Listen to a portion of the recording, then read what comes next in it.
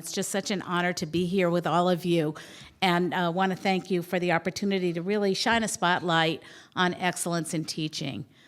There can't be anything more important to this country than students who come into your classrooms, I'm talking to the awardees on the stage, and learn what you have to give them and actually complete their programs and move into society, continue their education, and become hopefully the leaders of every community in our nation. And of course, we don't have that right now. So that's why the work of all faculty across this country is so essential to what we need to do going forward. And you know, I was very proud when I first came to Washington, I've been here almost 4 years, to hear the president talk about in April, a couple of months after taking office, what would it take for the country to have the best educated, most competitive workforce in the world? It's going to take great teaching, as emulated here on this podium by the awardees, and it's going to take a shared responsibility of institutions. We have a lot of university presidents here, community college presidents, policy leaders, the role of CASE, talking about, you know, ways to really stimulate the kind of resources that faculty are going to need to do their very best. So it's a very, very exciting time. I know that the professors that are being honored today are in a community of practice. You know, you are in a community with other professors who are doing great work. And so when the Carnegie Foundation for the Advancement of Teaching and CASE teamed up 31 years ago, they recognized what it is you do and why it's so important to shine a spotlight on that work. And that work means that when we have graduates coming from our colleges and universities, they're going to be engaged citizens. And you hear us talk a lot about the economy. You know, are we going to get students prepared for jobs? Yes, that is part of what higher education does. But higher education prepares communities. You prepare thinkers. You prepare innovators. You prepare the creative strata of this country in all fields, at all levels, in all communities.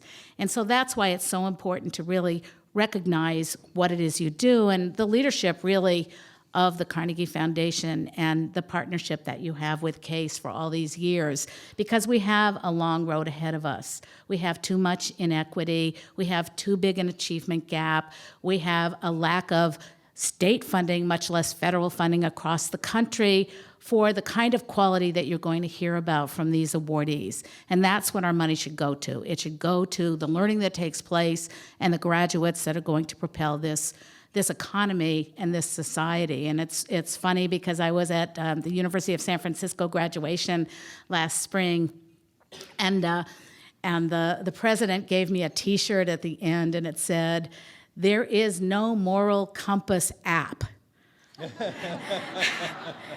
And so when we think about what it is you teach, whether it's engineering or English or any number of fields of study, you are also teaching those students that they are going to be part of a bigger society, and they are going to have to be the leaders of our democracy.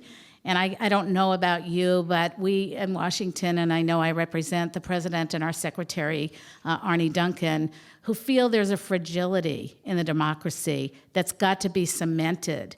And the way that cement gets glued together, gets made, is what happens in those classrooms.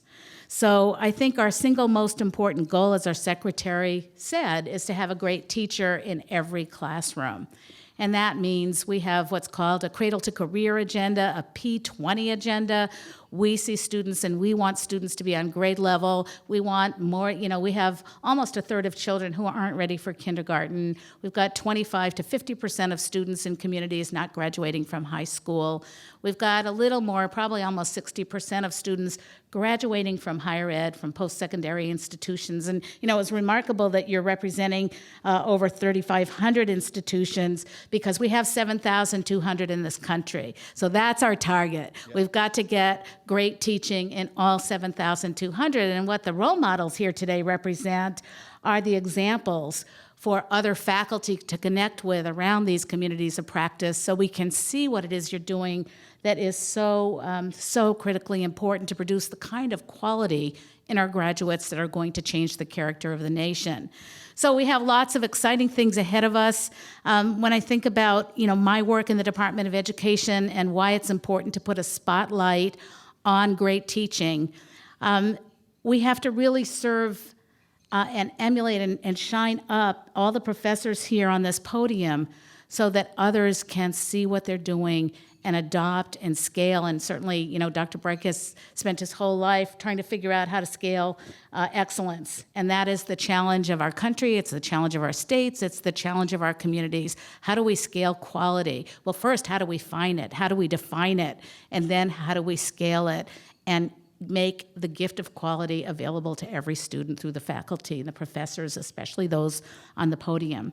So I thought I'd end my few remarks with just a quote, a story that I love. And this is a story that's very brief, decades ago. And you may remember this person, but maybe not. After a celebrated international career on the stage, the world-famous violinist Joshua Heifetz became a professor of music at UCLA. How many know who he was? Anybody? A few. When someone asked him why he left the glamour of performing to become a teacher, he answered, "Violin playing is a perishable art. It must be passed on, otherwise it is lost." Then he went on to say, "I remember my old violin professor in Russia. He said that if I worked hard enough, someday I would be good enough to teach." So I love that quote. That has stayed with me for many, many years, and that is who is up here on this stage. What you do is a perishable art. It is a perishable science, and it continually changes. And I know, having taught myself for many years, what it is to go into that classroom every day, wherever the classroom is. It may be in a computer, it may be face-to-face, it may be whatever it is.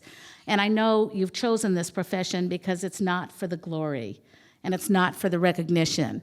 It's for the students that come through you to become those leaders that I talked about. So for me, it's just a privilege and an honor to be up here with all of you, and on behalf of our president, our secretary, myself, and all of us in the Department of Education in this country, just a big round of thanks for everything you do every single day for these students. They are our future. Thanks so much.